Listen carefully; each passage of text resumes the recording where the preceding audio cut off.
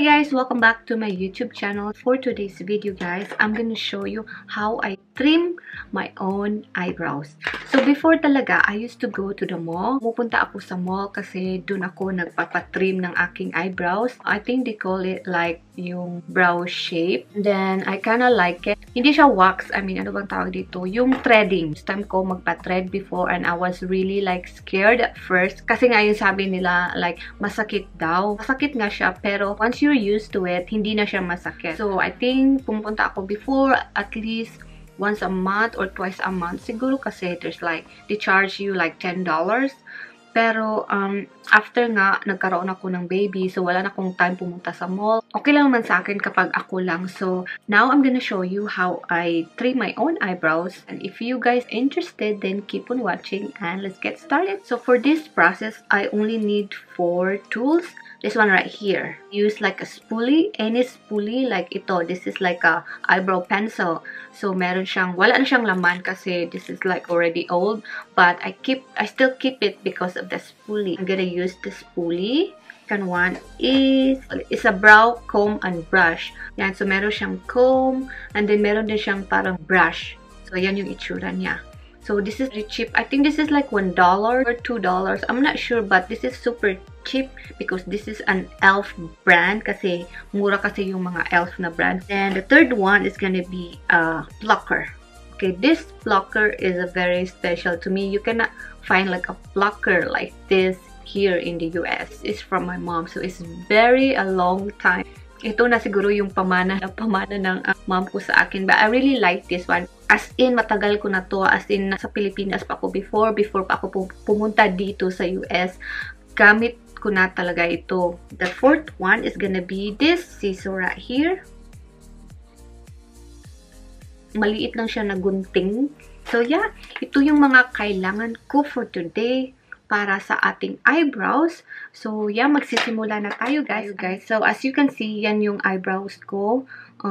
Wala akong eyebrow product at all. So, medyo ano siya, diba? Medyo makapal siya. Ano ba yung sign ko na it's time for me to trim my eyebrows? Is kapag ganyan na siya. Like, parang, as you can see here, meron na siyang sumusobra dito. Meron din dito. Ganyan.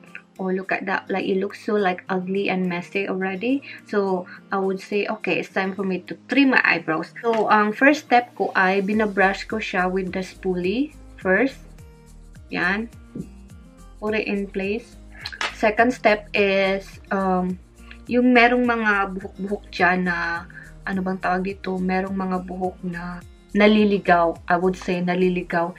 Eh, kapag nandito, merong maliliit na buhok dito, meron dito, or minsan meron dyan, meron dito, ganyan. Or sometimes meron din dito sa gitna, diba? Meron siyang mga maliliit na buhok dito. I don't know if you guys can see it clearly. Pero meron siyang maliliit dyan. So, we're gonna pluck that one. So, ipa-pluck ko lang siya.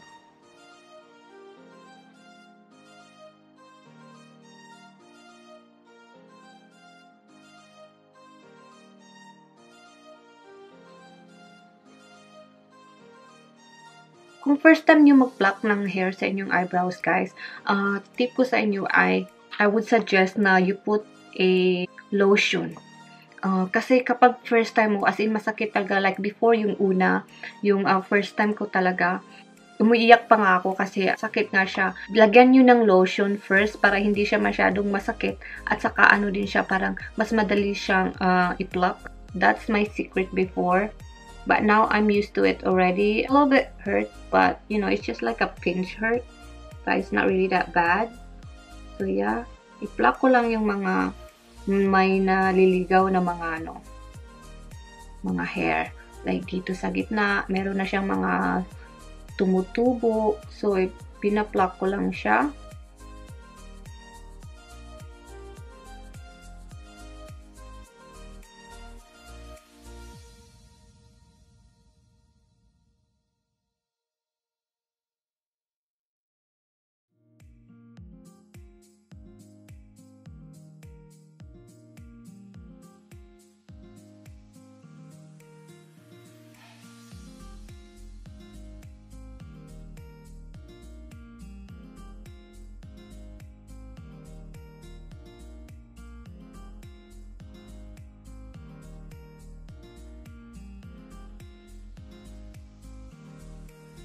So as you can see, like namumula na siya kaunti kasi nga I pluck it.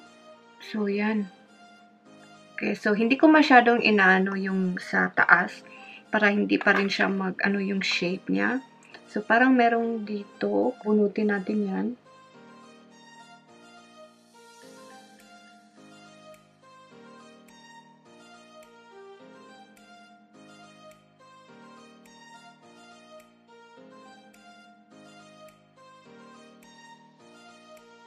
Next step ko ay gagamitin ko na itong comb and brush. So, gagamitin na natin siya. So, ang ginagawa ko ay binabrush ko siya pataas.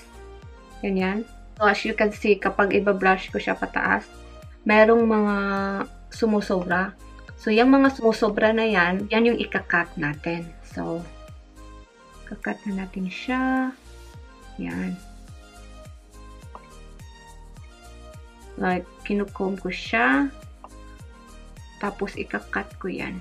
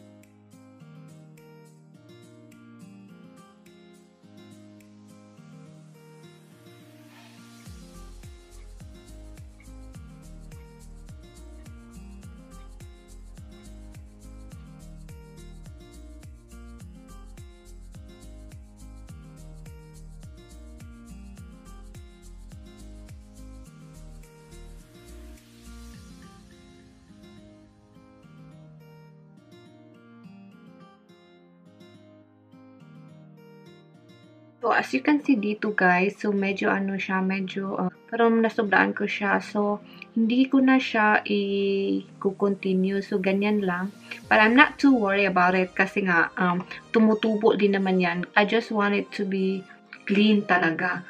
Tapos, nag-eyebrow pencil naman ako. So, matatakpan din naman yan. So, importante talaga sa akin is like, at least like, ma-clean yung area dito. So, kasi yan, matatakpan lang yan kapag mag-eyebrow tayo. That's it for the process ko. Yun lang yung mga step ko. Ganun ko lang siya ginagawa. Sometimes, ganyan, parang nasusubraan siya. So, I think that one is okay. I'm not too worried about it. Now, let's put on some eyebrow pencil and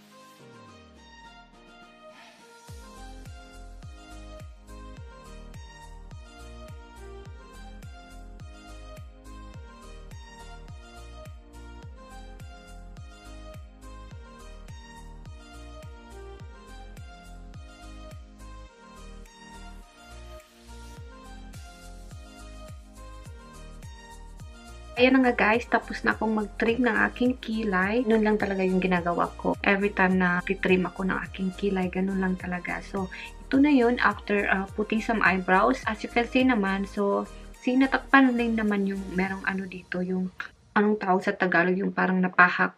That's it. And yeah, ganun na ako mag-trim ng aking kilay. So, I'm just sharing it to you guys. Like, maybe you guys, you know, wanna do it to yourself. Yun nga yung tip ko kapag first time nyo mag-trim ng kilay, tapos you feel like masakit, use lotion para hindi siya masyadong masakit at saka madali lang siyang bunutin kasi magiging soft na yung hair mo. That's it guys for today's video, and I hope you enjoy it and you've learned something from it, and I'll see you guys next time. Bye guys.